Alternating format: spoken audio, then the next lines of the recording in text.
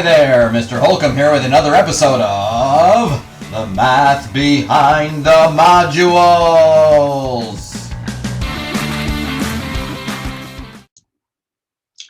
All right, lesson 19, the remainder theorem. Really important theorem, the remainder theorem. What do we have left over? Exercise, classwork exercise 1 through 3 says to consider the polynomial function f of x equals 3x squared plus 8x minus 4. A says to divide f by x minus 2. So we'll start off by writing f of x equals 3x squared plus 8x minus 4. And if we divide by 2, what you do to one side, you do to the other. So f of x divided by x minus 2 is going to yield another polynomial function. So if I take 3x squared and divide it by x, I'm going to get 3x. 8x divided by, so in this situation, I'm going to stop right here and I'm going to do it long division. You could also use a table. I'm just going to do x minus 2 and 3x squared plus 8x minus 4. Okay, so I need a 3x. 3x times x, 3x squared. 3x times a negative 2 is a negative 6x. Subtract, and that's 0. 8x minus a negative is plus, which is 14x minus 4. Bring down that minus 4. And 14x divided by x is 14. 14, that will be 14x. And 14 times a negative 2 is a negative 28.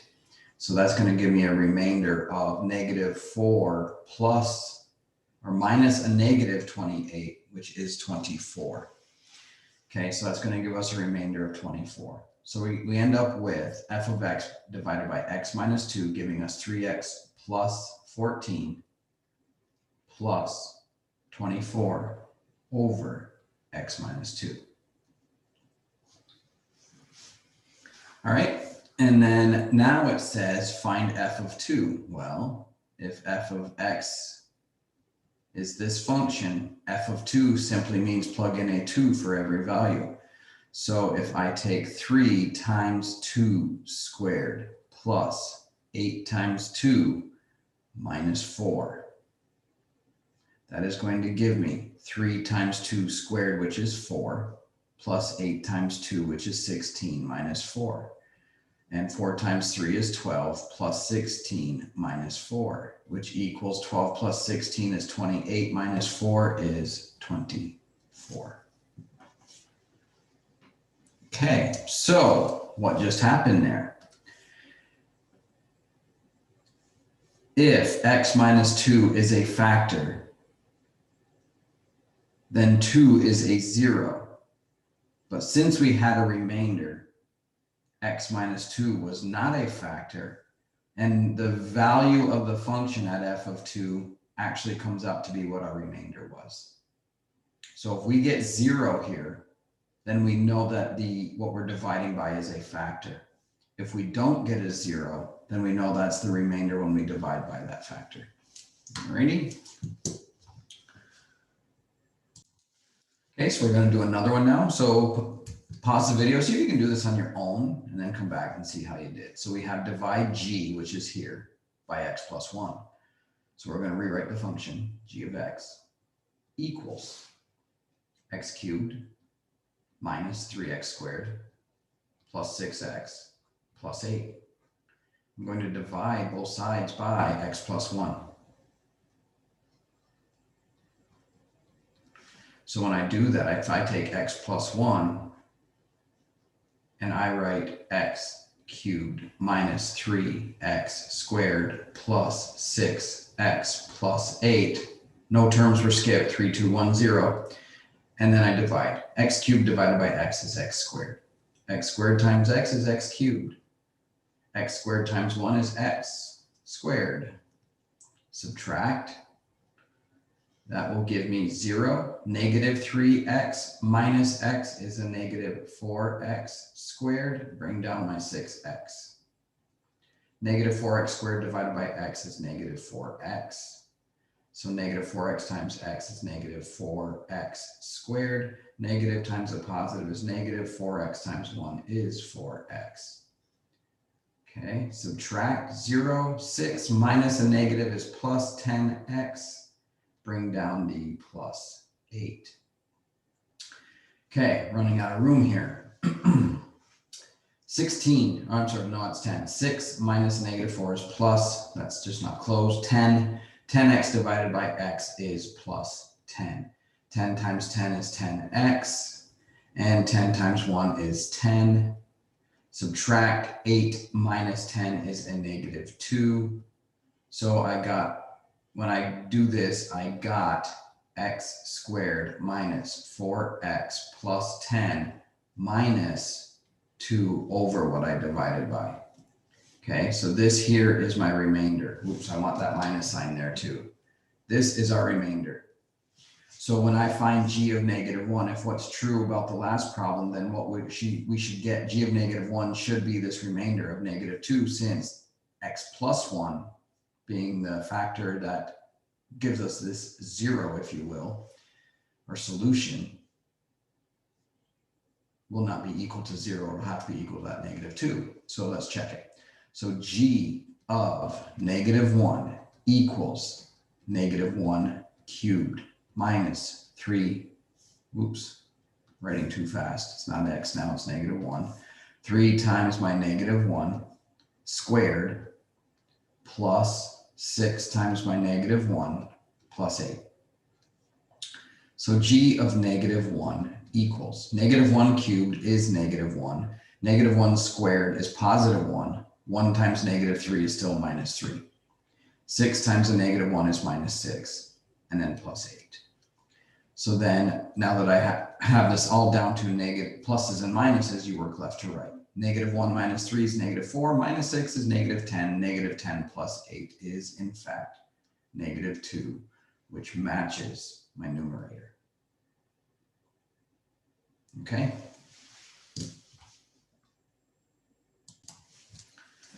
Alrighty, one more. Let's see, let's use red this time. Divide h by x minus 3. So what we're trying to see is if x minus 3 will go into it evenly. B says to find h of 3. So I'm going to write h of x equals x cubed plus 2x minus 3. Notice there's no x squared. We can't forget that when we're dividing. We're going to divide this by x minus 3. What you do to one side, you do to the other. And so we're going to look for, what we're finding is h of x divided by x minus 3.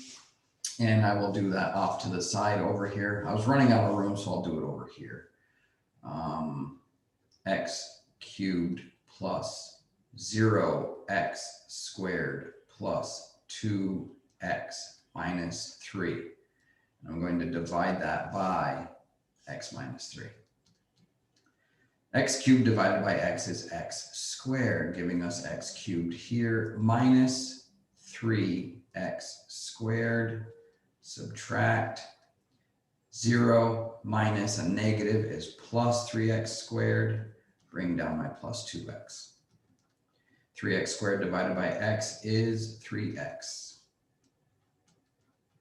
3x times a negative 3 is a negative 9x.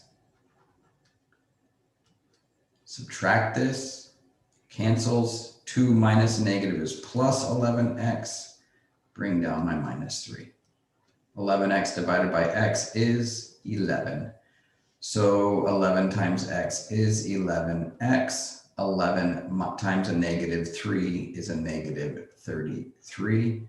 And then I'm going to subtract 11x minus 11x is 0. Negative 3 minus a negative 33 is plus 33. That will give us a remainder of 30. So it would be plus 30 over x minus 3. So my answer was x squared plus 3x plus 11 plus 30 over x minus 3. So I should get 30 now for my f of or h of 3. Okay, so now we're going to check that. So h of 3 equals 3 cubed plus 2 times 3 minus 3. H of 3 equals 3 times 3 is 9 times 3 is 27 plus 3 times 2, which is 6, minus 3. H of 3 therefore equals 27 plus 6 is 33 minus 3 is 30. And sure enough, that was my numerator of my remainder, or that was my remainder. Okay, page 2 gives us some exercises, but we need to have a little discussion first. It's called the remainder theorem.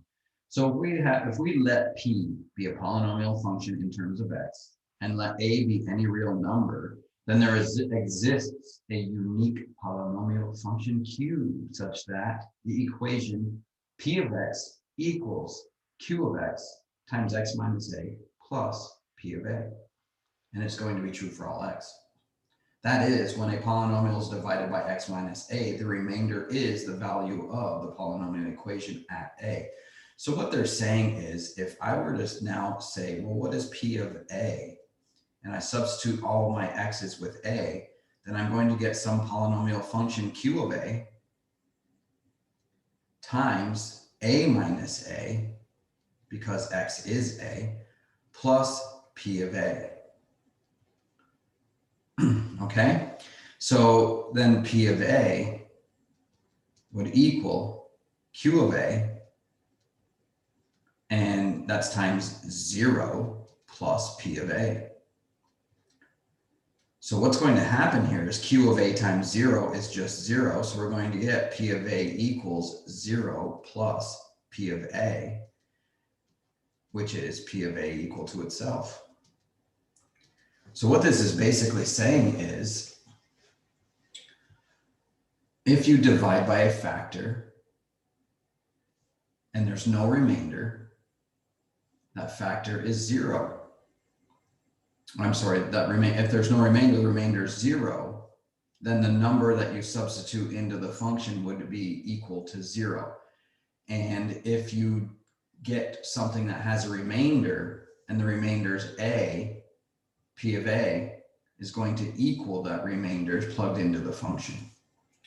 All right, so let's take a look at that with an example. So it says, consider the polynomial p of x equals x cubed plus some constant k, which is my leading coefficient of my quadratic term, x squared, plus x plus 6. It says, find the value of k so that x plus 1 is a factor of p. Well, if x plus 1 is a factor of p, then x plus 1 has to equal 0. And therefore, x would have to equal -1. So I'm looking for p of -1.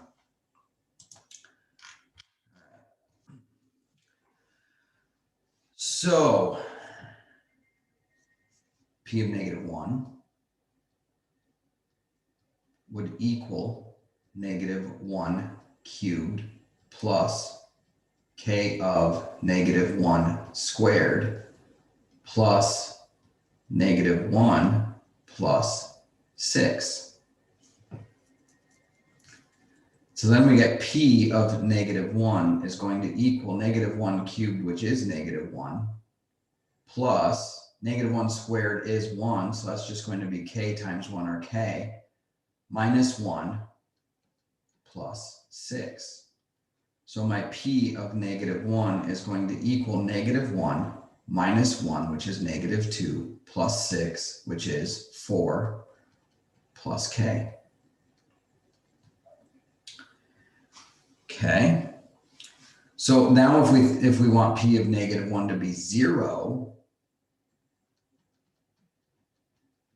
then we can find our k by solving for k. Subtract 4 from both sides, and we get k equal to -4. So that is the only number that we can use for my coefficient for my quadratic term, k, has to be -4 in order for p of x to equal 0. Or p of -1 to equal 0, I should say. Okay, so if we have a factor, what we just did was found a number for x squared coefficient that would make this true and have a 0 remainder. Okay, so now it says, find the other two factors of p for the value of k found in part A. So now that we have this new function, I'm going to write it first.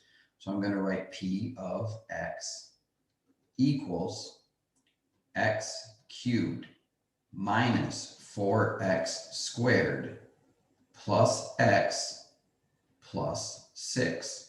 So now that I know that with this being -4, I know that x plus 1 is a factor, I can divide it. So I'm going to come over here and put x plus 1 and divide x cubed minus 4x squared plus x plus 6 by that x plus 1. So x squared times x is x cubed. X squared times 1 is x squared. And subtract 0. -4 minus 1 is -5x squared. Bring down plus x. This is -5 times x is, -5. X times x is -5x squared. -5x times 1 is -5x. Subtract. This is 0. X minus a negative is plus 5. So that's 6x. Bring down my 6. Divide by 6.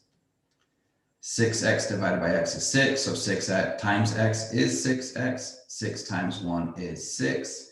Subtract, and sure enough, I got 0.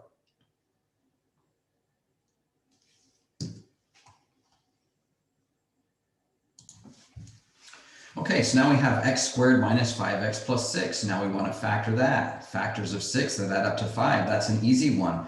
So now we already know that x plus 1 is a factor. So I'm going to say p of x equals x plus 1 times, and now I'm going to factor x squared minus 5x plus 6. So I want factors of 6 that add up to 5. So this would be x and this would be x. And factors of 6 that add up to 5 would be 6 and 1. And it would be minus 6 plus 1. Okay.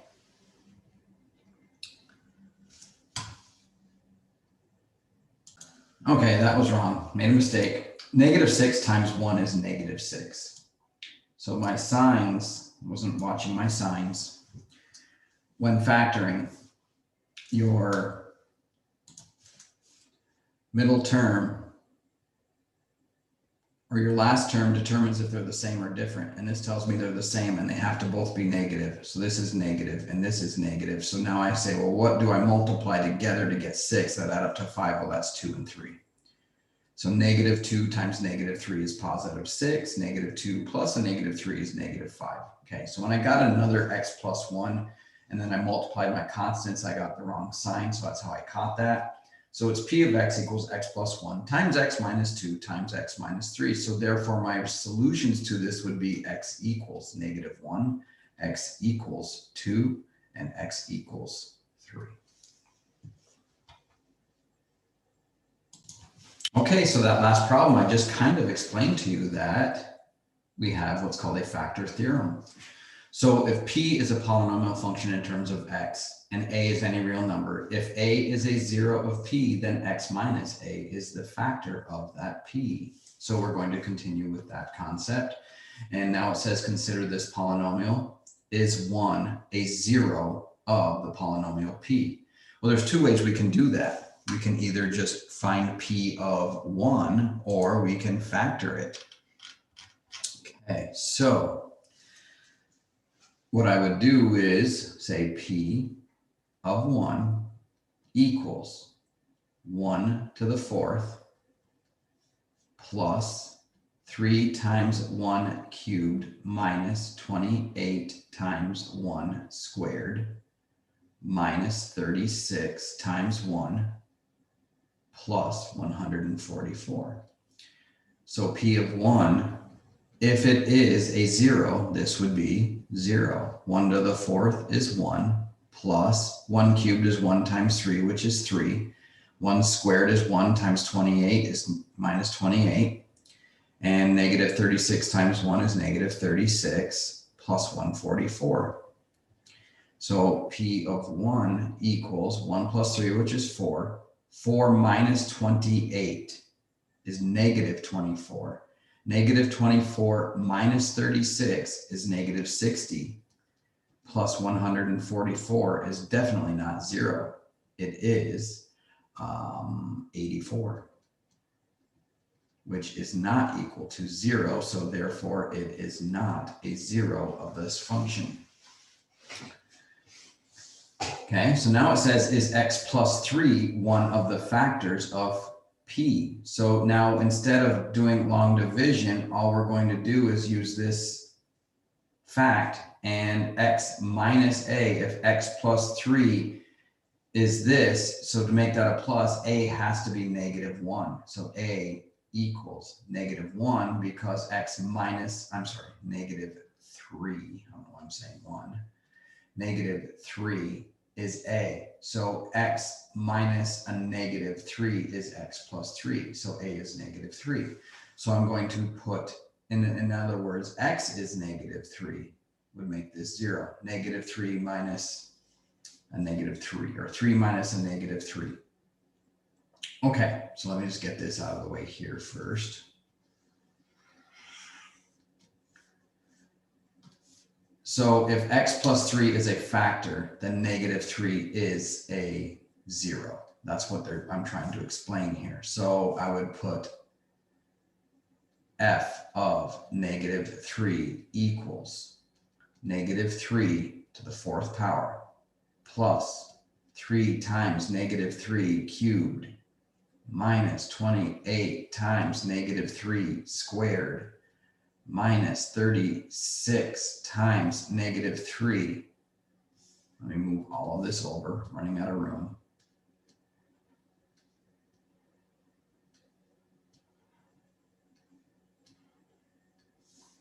Okay, so f of negative 3 equals negative 3 to the 4th. I'm just double checking here. Minus 36 times negative 3 plus 144. So then f of negative 3 equals, well, 3 to the 4th, 3 times 3 is 9 times 3 is 27 times 3 is 81. Plus 3 times 3 is 9 times 3 is 27. So that's negative 27. A negative to an odd power stays negative. Negative 27 times 3. 81. Okay, but it's going to be negative 81.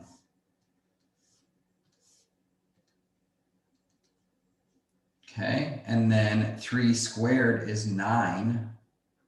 28 times 9. 9 times 2 is 18, plus 7 is 252.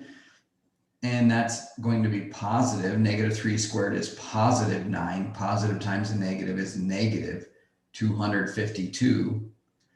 And then negative times a negative is positive. 6 times 3 is 18. 3 times 3 is 9, plus 1 is 10, plus 144.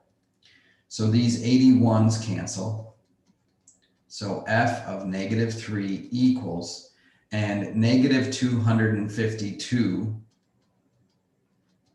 plus, and if I add these two, 8 plus 4 is 12, carry the 1. 4 plus 1 is 5, and 1 plus 1 is 2.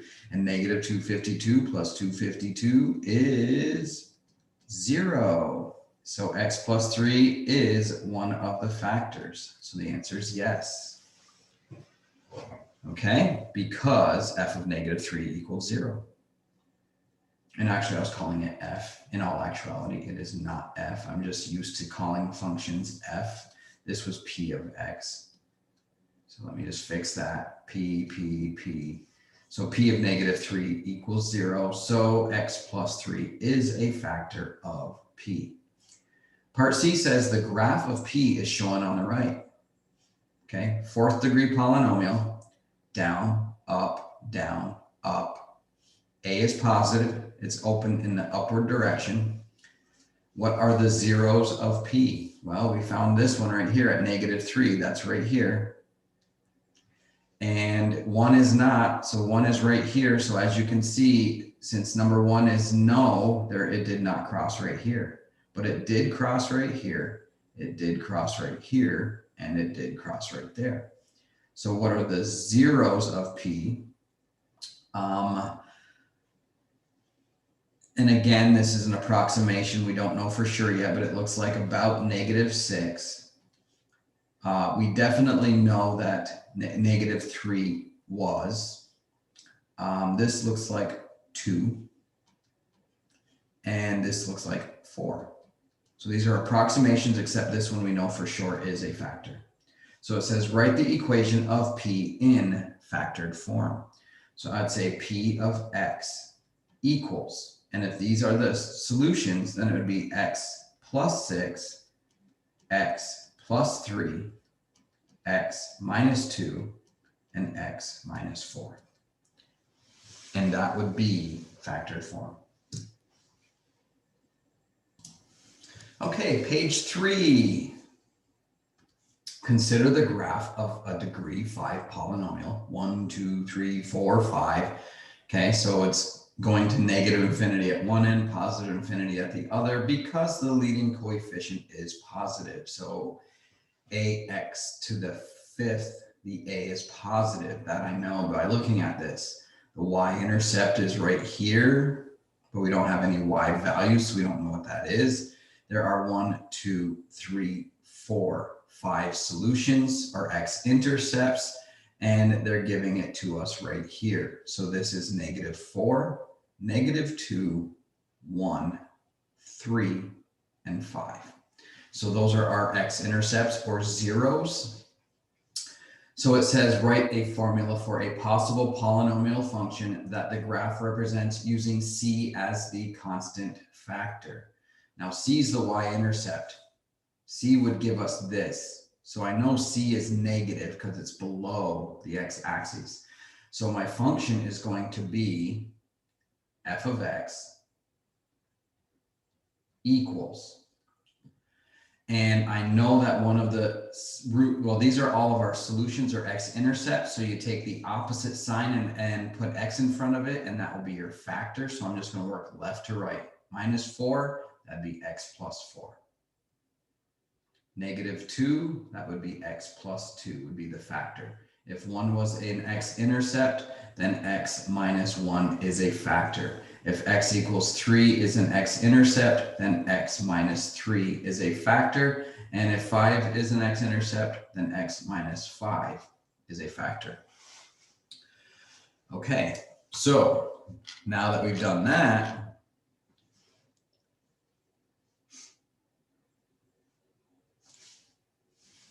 I need the letter C as well. So let me just move this.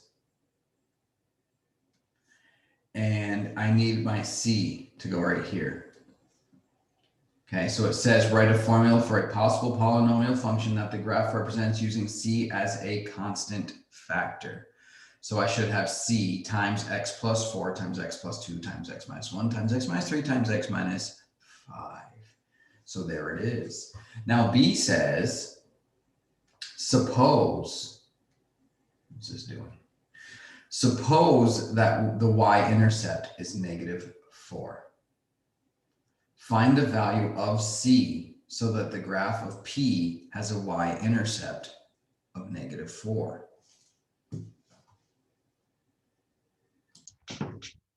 Okay, so at first this might be a little tricky. So it says, B says, suppose the y-intercept is -4. So if we had a polynomial function, for example, if this is a 5th degree polynomial, and so we have f of x equals x to the 5th plus x to the 4th plus x cubed plus x squared plus x plus, or in this case, minus. I'm not dealing with any signs here or any coefficients, but if I had this function, then the y-intercept would be -4 because f of 0 means what is y when x is 0, and 0, -4 is right here. So in other words, we have this polynomial function and we want the constant at the end to equal -4. But if I look at all my values here, I can multiply those out and get a value, and then I can find a c that will give me -4. So the way I'm going to do this is I'm just going to take 4 and multiply it by 2. I'm multiplying all the constants because that's how we get our last term. 2 times a -1, -1 and then a -3, and then a -5.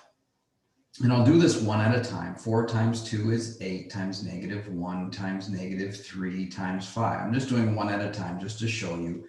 This would become -8 right here times -3 times 5. And then negative times a negative is positive. 8 times 3 is 24 times 5. And 24 times 5 is 120. Well, I don't have 120. So I want to find out what c is. I want -4. So c, how can I word this? Okay, I'm going to say sine right here, x minus 5. So this is a -5 when multiplying -5, -5. So this would be -5. So this would be a -120 for starters. So -120c equals -4. I want to find out what that c is. I divide both sides by that -120. And I get c to equal 1/30. So my function will now be, find the value of c so that the graph of p has a y-intercept of -4. So it would be f of x equals 1/30 of all of these. X plus 4 times x plus 2 times x minus 1 times x minus 3 times x minus 5. Okay, so there is our polynomial function that would give us a y-intercept of -4. All right, page 4 brings us to the end of lesson 19. Review this lesson summary and go to your problem set.